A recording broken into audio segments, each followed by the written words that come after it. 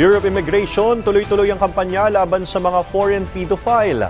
Mga POGO worker hinimok na magpa-downgrade na ng kanilang work visa bago ang December 31 deadline. May balitang pambansa si Jerome Toledo ng Radyo Pilipinas. Nagpapatuloy ang mga hakbang ng Bureau of Immigration upang masawata ang iligal na aktibidad ng mga foreign nationals sa Pilipinas. Sa panayam ng Radyo Pilipinas World Service, sinabi ni Immigration Spokesperson Dana Sandoval na pinaigting pa ang kampanya laban sa undesirable aliens, partikular ang mga sex offender. Sa katunayan, naharang nila ang 7 pagtatangka ng mga dayuhang sangkot sa sexual crimes na makapasok ng bansa na mula sa Amerika, Britanya at Australia.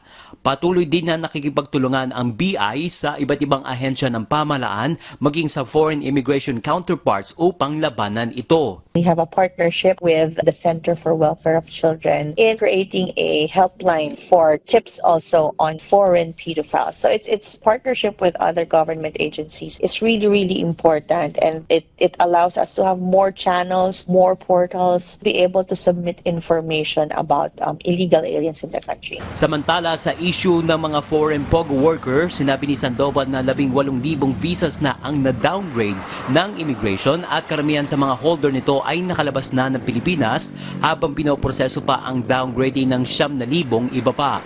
Binigyan din ng immigration na non-negotiable ang year-end deadline ni Pangulong Ferdinand R. Marcos Jr. na ihinto ang operasyon ng mga POGO sa bansa. They only have until December 31 of this year to leave the country legally, because if they entered here legally, they worked here legally, we hope and we expect that they also follow the new direction of the national government and leave the country before December 31 after closing down their shops, closing down their operations here in the Philippines. Pagtitiyak pa ng Immigration Bureau, hindi mabablacklist ang mga dayuhang nagpa-downgrade at nakaalis na ng bansa bago ang December 31 deadline. Mula sa PBS, Radyo Pilipinas, Jerome Toledo para sa Balitang Pambansa.